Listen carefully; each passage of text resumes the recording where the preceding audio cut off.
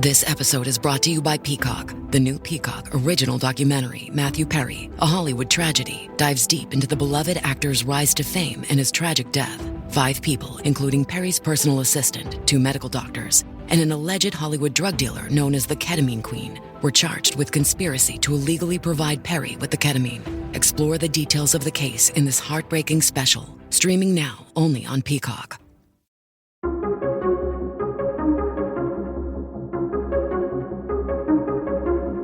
Welcome back to the Follow the Lead podcast, a Christian leaders podcast, where we walk alongside faith-driven executives and entrepreneurs as they seal their identity in Christ, release control, and embrace peace. Brought to you by the Greg Fay Insurance. Love Greg Fay. You need to call him today for all of your insurance needs. Go to gregfayinsurance.com. Today on the podcast, 2 amazing humans. Ryan, Hawk and Brook Cupps. They're both Centerville guys. We had such a great conversation talking about their latest book, The Score That Matters. I love their hearts. These are wise guys who just have a perspective that I deeply appreciate. So do me a favor, pick up a copy of their book, follow them on LinkedIn or Instagram. And if you haven't subscribed to Ryan's podcast yet, now is the time.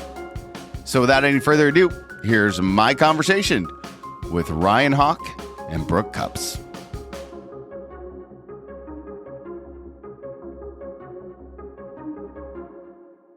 Hey, everybody. Welcome back to the podcast. I'm so excited today to have 2 legends with me, Ryan Hawk and Brook Cupps. Thank you guys so much for being here.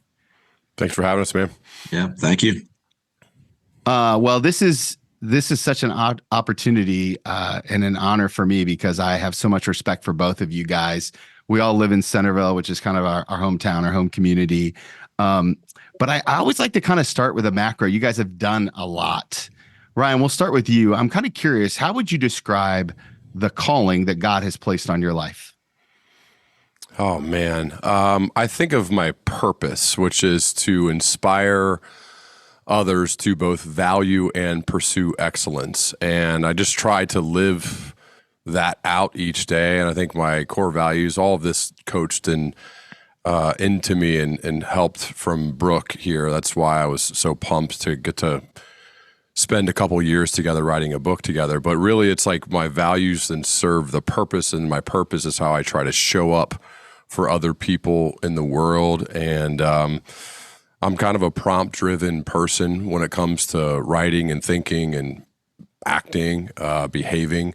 So it's really just thinking about how did I live up in an alignment with my values each day, and I can ask myself those questions at the end of the days. And hopefully there are more days where I'm living up to them than not. And if so, then I feel like things will go pretty well. And but first and foremost starts with getting very clear on that, and that's a process. That's hard, and it's messy, and it's tough, and hopefully our work can help people do that. Brook, what about you? Same question. Yeah, I mean, I think of it as God created everybody differently. Everybody with their own set of strengths, and what we do and what we try to uncover for people is what those are. Like, how did God create you unique, and how can you contribute the most to, I think ultimately our role as people in the world is to glorify God and serve. And so I think we do that best when we are in tune with who we are and who we were created to be. And so I believe strongly in kind of what Ryan said is like, we each have a purpose. We each have values that are unique to us. And, the goal of what we're doing is trying to help people understand that, and whether they're connected to Christ or not right now, our hope is that it leads them there if they're not already there. Like that, it makes it clear, it makes the connection better, and allows them the opportunity to grow in their faith through that. One of the things I really enjoyed about the writing is that the way that you guys kind of interwove your individual voices and your corporate voice in the book. You tell a story in the book about how you guys met as Ryan coming into the leadership class that you teach at the high school, Brook. When did you guys know that this was more than just a casual friendship, but to use your term, foxhole friend? Brook, I'll let you start with this one. When I reached out to Ryan, I really had no idea if he would even respond. And so I was like, I mean, I've been told no a lot of times. So what's another time? Right. So I just shot him an email in hopes that he would reply. And then, when he came and talked to the leadership class, I mean, I knew right away, like he was somebody that I wanted to try to connect with and learn from, just from his experiences and all the conversations he had had. And so, it was pretty quick for me, in terms of wanting to grow our relationship and, get to know him a lot better. Ryan, what about you? I think one of the things you notice quickly about Brook is how comfortable he is in his own skin. And I think that is an amazingly rare quality. And I am very attracted to people like that. I want people like that in my life. There aren't a lot of them. And I'm not one of them, not yet. I think I'm kind of along that path, but not like as far along as Brook is. And so being around people like that I think can level you up. It can help you get to a place where you want to go. So I would say almost immediately through our conversations. And then it's funny, Tim Urban has this great visual on if you think highly of somebody, the more you get to know them, you'll actually think worse. And if you hate somebody, the more you get to know them, you'll actually like them better. So you always end up kind of in the middle. If we could pop up that chart, if you clip this, it would be funny to see. But anyways, but there are some exceptions to that rule. And I'd say a couple people in my life who are exceptions. The first one that I think of is my wife, Miranda, who the more I get to know her, the more I like her, which you have to, I think, both love and like your wife. It makes it a lot better. And I would say there are a few others, but Brook is definitely one of those two that the more I get to know, the more I actually like and appreciate. And so, it starts off good. I enjoyed being with him in his class and the group he had me speak with. I asked him to speak at one of my events. He initially didn't want to do it, not because he was being a guy who just wanted to deny me, but he didn't think he'd have value to bring, which was just absolutely crazy. He came and spoke, and I appreciated the first thing we're doing is like standing up, doing these crazy handshakes, and he just went for it. And I also admire people who just go for it. Like, what the hell? Like, this is my thing. Like, I'm just going to go for it. And I thought that was pretty cool. And ever since after that moment, I would say he joined one of my circles and has been a friend and someone I go to for ever since then. That was 2017, 2018-ish. So that's rare. That's rare. But when you find them, for me, I'm going to do everything I can to invest in those relationships, and hopefully, that we both can be transformational friends for one another. And by definition, a transformational friend changes you. And I like people like that. One of the things I notice when I work with leaders is that a lot of them struggle from loneliness. And so this is kind of a strange question to ask. It may even be a little unfair, but do you guys have any thoughts on where you go to find transformational friends? Go ahead, BC. It's a good question. I think I think you got to look for them in arenas that you're passionate about. I think that's important because I think you make a mistake if you look at people that aren't necessarily high achievers. I think you've got to pay attention to how people do what they're doing. And so get in the arena that you're passionate about. For me, like leadership, basketball, like competition in general, sports, things like that. So I'm always kind of looking in those areas, and then like who's doing it the right way, or what I see as the right way, and really challenging themselves and pushing their standard and kind of overachieving. Like those are the people that I think tend to lead themselves to be transformational. So I still think it kind of comes back to what we wrote a lot about in the book. Is it's more about the process that someone is undertaking rather than the result they're getting right now. Ryan, you want me to answer, Tony? Well, if you got anything, I don't know. Well, I think part of what's been helpful for me I agree with everything Brook said, but part of what's helped me is I think you actually have to do something that's useful or helpful for others, and it will attract people to you. And then it creates more like surface area for luck, like more opportunities to meet amazing people. There's this great quote that I shared recently with my Mindful Monday that I read that I'm like, oh, this makes sense to me. It says, if you spend your time chasing butterflies, they'll fly away. But if you spend your time making a beautiful garden, the butterflies will come. And to me, that's like, if I consistently ship really good work, it seems like that's why Brook sent me a cold email one day. If I hadn't been shipping any work, he doesn't email me. There's no reason to email me, right? He's not going to email me because I played quarterback 1,000 years ago at the high school where he teaches. Those kids don't care about that. They've never heard of me. They weren't even born.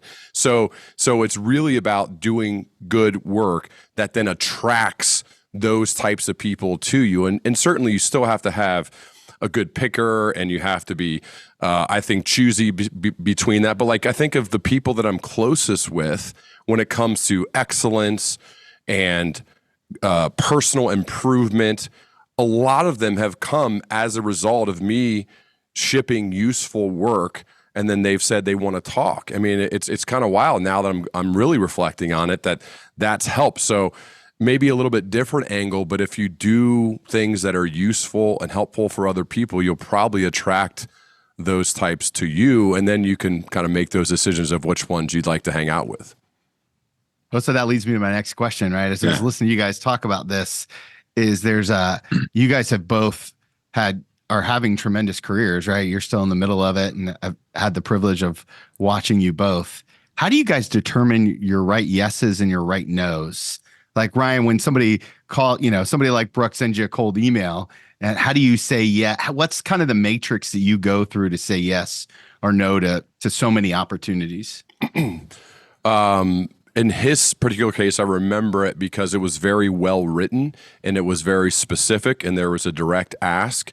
It helps that he's from Centerville.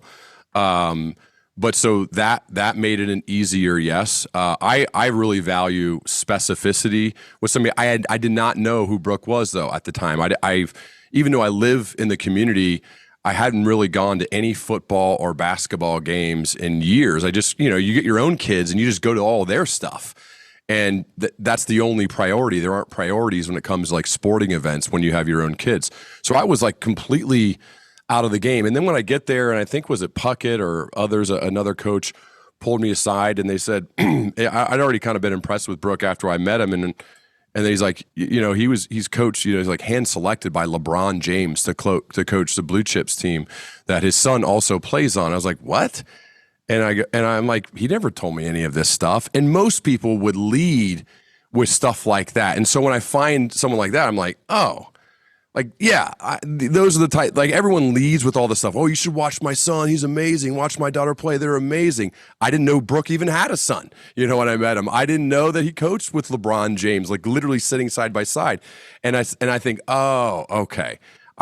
Yes, those like are the ones that I want to be around, that they just kind of let their stuff do the talking for them. They don't brag. They don't bring it up. And that was a really good, I remember at the time, like a really good indicator. I was walking down the hall at Centerville High School. I believe it was Coach Puckett who said those things to me. And I thought, oh, interesting. And then it kind of got even better from there.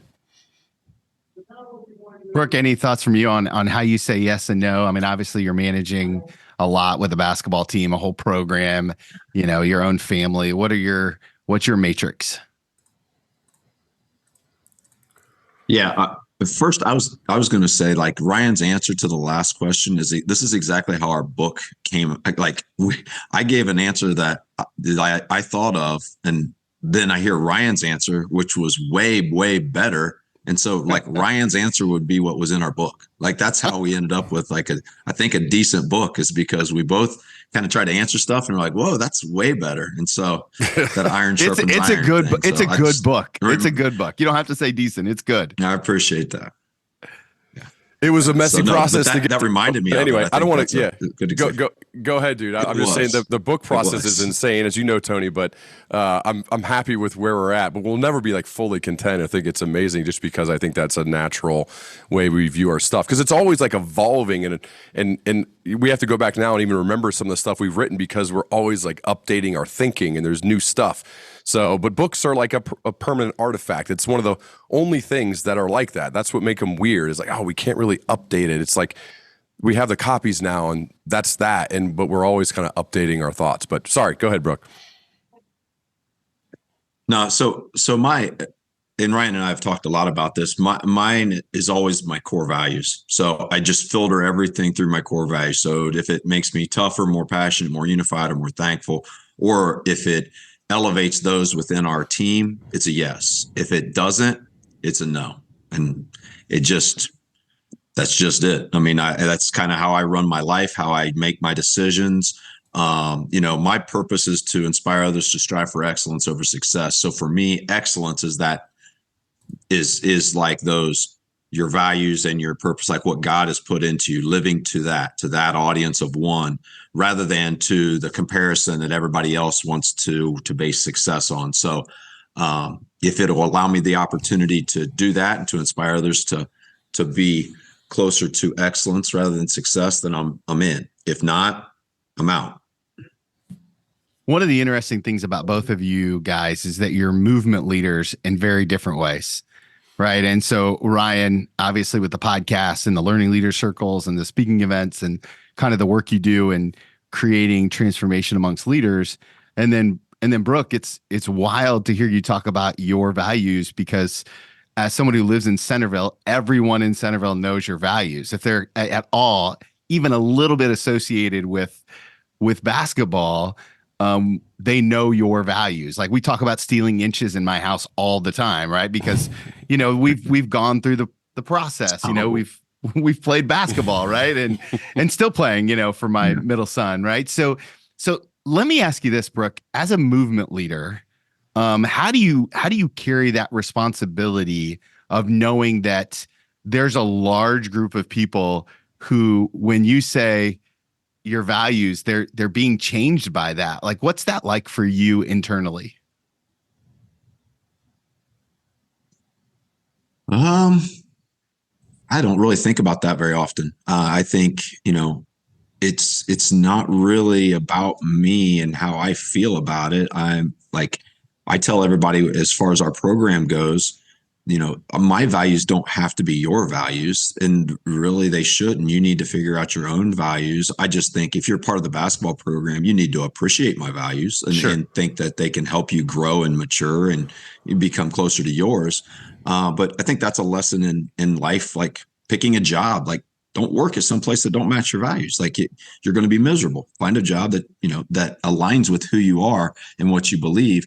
And so my stance in terms of how I think about it personally, I mean, honestly, I don't really take any of that stuff, internalize much of that at all. I just that's who I am. And I don't know. I guess I don't have a good answer for that. No, that's actually a great answer, right? Because what you're essentially talking about is you just live your values, and people can get on board if they want to get on board. And that's kind of that. You guys talk about it in the book, that externally driven scoreboard or the internally driven scoreboard. Your internally driven scoreboard is not, no one else in the world, it sounds like, probably maybe outside of your foxhole and family, right, have permission to put points on the board for you. And man, what a great place to be in. Ryan, I'm going to nuance the question a little bit for you, because at this point in your career, you've influenced tens of thousands, hundreds of thousands of leaders through the podcast and the content you create. How do you wrestle with that responsibility, or do you kind of take the same approach as Brook? One of the things I'm probably not very good at is thinking like super long-term strategically. I really think about the next interview, the next speech, whatever the next thing that I'm doing, and being overly prepared. I definitely suffer from productive paranoia, which, the word productive is a part of that. Jim Collins coined that term, and great by choice. But I think, I don't think much about it other than like, how can I do the best possible interview I can do for the next one? And then the next one, and then the next one, or how can I give everything I have for that next keynote or the next circle meeting, whatever it is. I don't really think much beyond that, or even like the impact. I have seen, though, when I can focus on enduring and being consistent and being overly prepared, good things seem to happen. Like the score takes care of itself. It seems to, when I focus on that and just be really, really like maniacal about preparation for the next thing. And if I do that, like amazing opportunities just keep coming. They keep happening, like more than we can even do. So that's kind of like a signal, I guess, like, hey, maybe this is the right way, just to be overly prepared for the next thing. And then I think consistency it's one of my core values, but it's also a really big deal when it comes to building trust with an audience of people who are following you. And so if they know, this guy has shipped his thing every Sunday for 9 years at 7:00 Eastern, I can trust him. I believe in him, and his stuff can become part of my routine when I'm washing the dishes after dinner on Sunday night, or walking on Monday mornings, or commuting to work, or whatever, working out. That is another big deal to me. So like if I live out that consistency value, it seems like it helps like impact people in a positive way. And then it also then creates really cool opportunities for me. So I just try to like just keep doing that. And fortunately, like I love it. Like I love doing that. So like that's a big help, because if it was a grind, or I didn't like it, or I didn't enjoy preparing quietly, sitting here in my studio just like reading, it probably wouldn't work. But I actually like enjoy that stuff, and writing an outline and thinking about questions and thinking about how I'm going to open the next speech. Like all that stuff's fun, man. Like it's enjoyable. So I feel really fortunate that like that's the thing. So I really, like one of my big motivations is like keep doing a good job so that I get to keep doing this stuff. Can I ask you about something really specific and weird that I saw you wrestle with publicly? You're here. You're the host. We're here. I don't know if I'll give you a good answer, but you can ask. Well, so I saw recently, as somebody who subscribes to your podcast, you were really wrestling what to do with guests who curse. Yeah. Right. And you put it out there. You took some feedback. So many people commented on it. I was amazed by the level of engagement. Could you talk a little bit about how you wrestled through that process, about how you're going to serve your community and how you're going to stay consistent with your values? Well, the feedback was awesome. It was really funny. Our mutual friend Garen Stokes probably gave me the best feedback. I think, Brooke, you were on that text. I won't repeat what he said, but it was really good. No, I got all varying degrees of things of people said to me. I ultimately decided I just didn't want to edit my guests. Like if I ask you to come on my show, I'm not going to tell you what to say or what not to say. We still edit our podcast, but only for like, if I ask a really long, stupid question, we might cut that. Or if the guest does something like that, we may trim that down. But we're not going to edit for language, because I just want, if somebody likes to talk that way, like I don't care. I think that's fine. I want them to show up as authentically as they actually are. So really, that was it. It became a bigger deal. I shouldn't have probably made it as big of a deal as it was. I really just said, I just want guests to kind of say what they want to say, and I'm not going to edit their voice. And that makes it a more authentic conversation. I don't think I'd go into a lunch conversation and say, Tony, you can't say these words. You can only say these words. I would never tell you what to say. I would just, you say what you say, and then we listen. So that's what I try to make the podcast feel like, is two people meeting for lunch, becoming friends, and you get to sit at the table next to us. And so that's what you hear, with some, again, like minor editing that hopefully just makes the conversation like, I don't know, a little more enjoyable. But yeah, there are some people who say they won't listen because of the language. I mark them explicit if there are. Sometimes I give a disclaimer if somebody like Nikki Glazer is going to drop the C word and other things on my show. It happens sometimes. I was surprised at the criticism from that one in particular. But hey, like I have wide. I thought that was an incredible interview. Oh, well, you're in the minority, dude. I which is fine though. Like that was for me. Like I enjoyed it too. Like I had fun. I don't want to only have the same old white guy give me like leadership theories for the last 40 years. Like I have enough of those. I don't want to have I get bored. Like I need to have more diverse and interesting people. And so sometimes you're going to get criticized for that, which is fine. It's okay. Ultimately the show is a leadership program, PhD program for myself. I like the fact that others seem to want to learn along with me, though. Hey, guys, just pausing this conversation with Ryan and Brooke to remind you to check out our sponsors. Trent Bargy at Elevate Real Estate does so much to help his buyers find the home that they deserve. Trent wants to help you get connected to your dream home, your next investment property, or your forever home. So go to the link in the show notes, check out Trent, tell him that you heard him here on the podcast. If you're ready to take the next step in finding your next place to call home. Speaking of homes, I want to give a shout out to 5 Star Home Services, one of my favorite home services company. I have loved getting to know them. I'm doing some coaching with them. And in addition to that, they are helping me with all of my home needs, whether that's HVAC, plumbing, or electric. My 5starhomeservices.com is where you need to go to get all of the home maintenance. So go there, tell them that you heard them here on the podcast. Now is the time. Now is the time to prepare for summer. Don't wait. Do it today. Now, let's finish up this conversation with Ryan and Brook. Brook, how often do you guys check in with each other when you're up against, we'll call it a tough decision? Maybe it's something like this that's professional. Ryan mentioned the group text, but how often do you check in with your Foxhole friends? Este episodio es presentado por Honda. Descubra la nueva Honda Passport Trail Sport Todoterreno. La Passport más todoterreno que Honda haya imaginado jamás. Esta Passport cuenta con mayor altura al suelo, barras de techo en todas sus versiones y neumáticas especialmente diseñados para cualquier terreno. Además, disfruta todos tus viajes con el control de clima de 3 zonas, techo panorámico y opciones como asientos delanteros con calefacción y ventilación. Conoce más en honda.com/Passport. Oh man, it kind of depends on what's going on, but I would say a few times a week normally. And right now it's daily because a lot of people that we're kind of involved in some different things that are going on. So we have conversations kind of ongoing, but in a time where we're not engaged in something, I would say 2 or 3 times a week, I'm usually checking in with my Foxhole people. I also wanted to ask you a question about parenting. You recently sent a son off to college. By all accounts, you and Gabe have been super close. I'm in a season where I'm sending, by the way, this is a question strictly for me.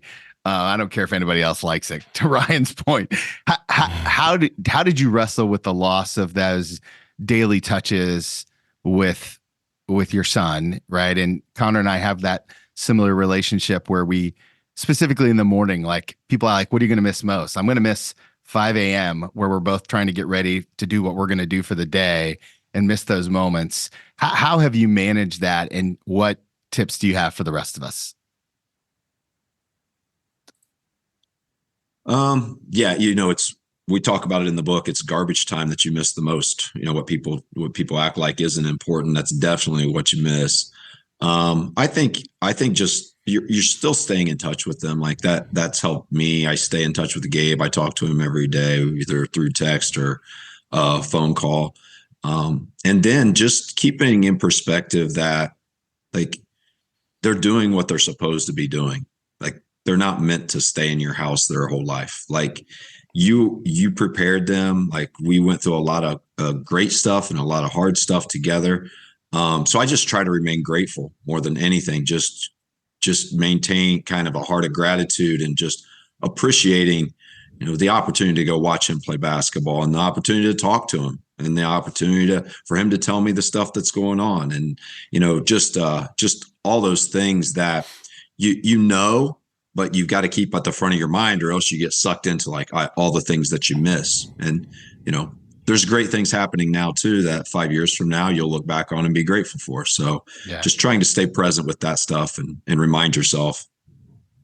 Well, gratitude is one of the major themes of the book.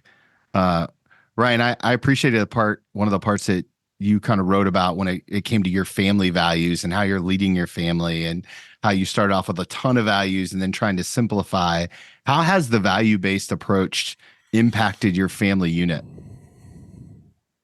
It's a core for how I try to show up every day as a leader. I think the number one job, is it the number one job? I don't know. I think a really important role as a dad and a husband is to be the right model. When I think about my parents, that's what they did and continue to do to this day, is kind of model the behaviors of being, especially my dad, as like an excellent husband, as a very present dad. I think that one's so big, of like presence, of just showing up, of being there, like whatever it is. There's a lacrosse game that's 45 minutes away, but it's one of those 20-minute off-season games where the drive is longer than the game. On a late Sunday night, you just got to go, man, right? Like you just got to be there. You show up, just give them a high five and a hug after the game. Proud of you, you love you, that type of stuff. So to me, like I just again, prompts are in my mind, like how did I show up as being thoughtful or thankful? How did I leave people, places, and things better than I found them, which is the core behavior, critical behavior for my thankful value. So like, that's really how I kind of design everything. It's not just as a dad, but it's just kind of like in general, because I don't think you really flip a switch from a leadership perspective. You kind of just are, and you have to figure out like what are the things most important to you, and then living those out each day. So I think of myself first and foremost as just the model for what I hope. And I just have to be that. And then, certainly conversations, and there are things that happen because kids don't always make the right decisions, and they make mistakes and things happen. And I get really frustrated at times, but at the end of the day, like my job is to lead our family. And so I'm just trying hard first and foremost to model those behaviors that are important to me, my values, and they'll have their own values, but I want them at least to see me living mine out. Have you started working with your kids yet on their values? Like where's the right age range on that kind of? Yeah. I mean, we've had conversations, but I also get a lot of eye rolls. I get made fun of a lot. It is very easy to be humble when I'm at home. That happened. Brooks had experience with some of those from in school detention and things like that. Like it is very, like I got a nice new spray tan. I get made fun of for it, but it looks great. I feel great. I don't care, like why not? So, I'm just used to like mainly being made fun of, and I think that's a good thing. Things I didn't think we were going to talk about today. Ryan. Well, Brooke knows it's coming up. Like he knows.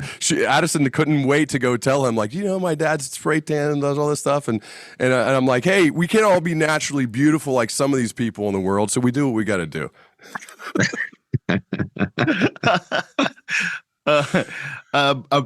Brooke, do you have any marital disciplines that you and Betsy do in order to stay connected on values, like and being aware of how to serve her in her value base? I'm always curious about, like, I like to steal good parenting and good marriage stuff anytime I can. Yeah, I think it all is the same. Just what Ryan was saying. What I want my kids and my wife to see is authentic me. I want them to see the real me. And my dad grew up with an alcoholic father, and I think back to stories that he told and things that I know about that. And what he didn't know was what he was getting when he got home every day. I had no idea if dad was going to be chill or dad was going to be beating up mom. Like he didn't have a clue. And so I want my kids to like know who's coming home, know who's sitting and playing, know who's going to the games. And I want them to have the courage to be that. I think instilling courage in your kids is such an important thing. And the most courageous thing you can be is true to who you are. And I think just being that over and over. And I think the same thing, the example I want to, I think I'm a better husband when I'm tough, passionate, unified, and thankful. I'm a better father. And so I think that creates the best environment for Betsy and I to live a life of appreciation for each other and to serve our kids and be who they need us to be too. That's really well stated. One of the interesting things about this writing that I've not seen before when it comes to values and process-based goals is the introduction of imagery into the value process. Can you talk a little bit about imagery and how important that is in your process of establishing values? Go ahead, Ryan. You take the ethos stuff. Okay. I love the ethos exercise. Tony, Brooke and I have done it a lot. I've done it on my own outside of our time together. It seems to always work. Really, it just brings your values to life by selecting images that represent you. And so, like, for mine, the hawk, the edge, and the stairs, how it brings to life the fact that a hawk has to be very thoughtful and also patient and gliding around. And then when it decides on it uses its eyes, so it has to be a professional noticer of things to look around and see what's out there. But then when it decides, it commits with like 100% commitment to go after whatever it decides to commit to. And I think that's a great metaphor for me for how I need to be, is like always scanning and noticing what's going on in the world. Noticing things is really important, as Seth Godin said years ago. And then making 100% commitment is huge. That sometimes it's easier to make like kind of a commitment and not be fully there. So I could go through all of mine, but I when I show that picture of a hawk and then I talk through it briefly, like boom, you got to know me as a leader a lot quicker in like 60 seconds than you did before. And so we like to have all leaders create their ethos, their imagery to back up and bring their values to life, bring them to life. I just did this last week with a pretty sizable room, and I had the CEO go and multiple other people go, and they'd worked together in some cases for more than a decade. And there were multiple people who said, "Oh, I didn't know that about you. I didn't really? That's interesting." Oh, and then there's always laughs too. It's always funny. Like it works every time, because I think it just brings important things to life that people haven't fully thought about. And so I'm a big believer in like the imagery, because it is also very memorable. Oh yeah, you're the guy who has the hawk thing, or you're the person who says they're the whatever. That comes up quite a bit too. So to me, this is an exercise that we've certainly had a lot of fun with, and it's been super impactful.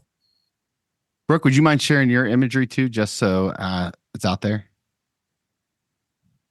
Yeah, a wolf, an axe in the arena. So wolf for me is like the kind of the unified. Unified is like I don't see myself as a lion or a tiger. There's a little quote I always say, like, lions and tigers are in the circus, but you don't see a wolf in the circus, do you? Like, wolf's going to do their thing. Like, they're going to be wolves, right? And they're going to be in their pack. They're going to do their thing together. And I always just see myself as way better as part of a team. And that's kind of what I think of when I think of a wolf. The axe is the tough and the work and just the consistency. We always chop down a tree before our season, and we talk about just, like, it's not the first swing. It's usually not the 200 swing. You just got to keep swinging, and just so you keep showing up, that consistency piece. And the arena is more about the judgment of others and approaching things with no fear, detaching from man's approval, and being thankful and grateful for the opportunities. One of the things I know about my podcast family is that they love to pray, right? And so as this book gets put out into the wilderness, and as it goes out to all of the leaders who are going to pick it up, Ryan, we'll start with you. What can we pray for this book as it goes out there? I my hope for it is that people actually read it. I've noticed people buy books more than they read them. And so I certainly want people to buy it, but I want them to read it. And then we put exercises at the end of each chapter to take action on what you're reading, what you're learning. It's not enough just to read something and think about it, but it doesn't really work if you don't put it into action and do something about it. I think that's how transformation happens. You have to make it happen. So yeah, my hope is that you actually read it and put something into action so that you show up better for yourself as well as everybody else that you're leading. And if that happens, I mean, that there's some real transformation. That would be amazing. If we get an email a year from now from people and they say, I implemented this and it's really changing my life, or it's changed my life, that would be a massive win. And it's some of the early readers that we sent it to. It's neat to see that, like, there are some like executive coaches and people I've sent it to. I'm like, you're welcome to share it with your clients, things like that. I just got a note like an hour before this podcast where, like a CEO who's being coached by this executive coach changed his life. I mean, how cool is that, man? Like, that's the coolest thing ever. That's why you do things like this, is to help people and impact them. So that's my hope for it. Brooke, what about you? Yeah, exact same thing. Stirred to change, to reflect, to change, to become the person that they were created to be, and just like that. That's why I always say coaching and teaching is like the greatest profession in the world, because I'll get that text from 7 years ago, and just from being a coach. And, the book, I think, has the opportunity to hopefully, have that same ripple effect, I hope, to where, it's makes somebody a better father, a better friend, a better husband, better wife. So that's the hope. That's the prayer. I love that. And I think we can easily pray that along with you guys. Okay, so I have one more question to ask you, but before I do, I know that the podcast family is going to want to connect with you guys all over the interwebs. Where is the best place to learn all things The Score That Matters? Well, Brook's a big social media guy, so you can connect He's with him all there. over it. LinkedIn, he does well on LinkedIn. Okay. Do you run your own LinkedIn? Somebody else do that for you? No, I do that. Thank you, Ryan. Yeah, that's all me. The marketing plan, I'm like, just take Brook's part. I mean, do whatever you want, but don't feel any obligation. No, my stuff's at learningleader.com. I'm active on social media, although I have hired some help because I hate it. But it's, I understand for some of the stuff I do, it's necessary. So I do like our clips and stuff, though. We got some good things coming out. But yeah, learningleader.com's there, and all the book stuff's there. Amazon, wherever, Barnes and Nobles, wherever you buy books, it's available. So hopefully, people want to buy it and actually read it. Brook, we should talk about your blog. It's excellent. It comes out every Thursday. Is that bluecollargrit.com? Yeah. I just write it every Thursday. That's what I post on LinkedIn too. And I am terrible on social media, not by really by choice. Like I don't want to be good at it, and so I just don't. It's pretty much it. I figure, I'm not going to chase the butterflies. I'm going to just build the garden and let the butterflies come to me. See what I did there, Hawk? Yeah. Look at this. Great callbacks here. This is great good. Callback. Yeah. Okay. Last question I love to ask people. It's an advice question, except I'm going to ask you to go back in time and give yourself one piece of advice, but I get to name the season of life that you're in. And as I kind of thought about this for you guys specifically, I want to take you guys back to the very first day that you met in person after the leadership class at Centerville. If you could go back in time and sit knee to knee with that younger version of yourself, hold your hands, look them in the eye, and tell them one thing about what is to come. Like give them one piece of advice. What's the one thing you're going to ask them? Brook, let's start with you. Am I asking or am I telling them something? Telling them. You're going to give them one piece of advice. Yeah. Okay. My advice would be fortune favors the bold. Go for it. I love that. Ryan, what about you? Wait, are we going back to 2017 now, or are we going back to like 2017 high school? No, 2017. Yeah, when you guys first met. Oh.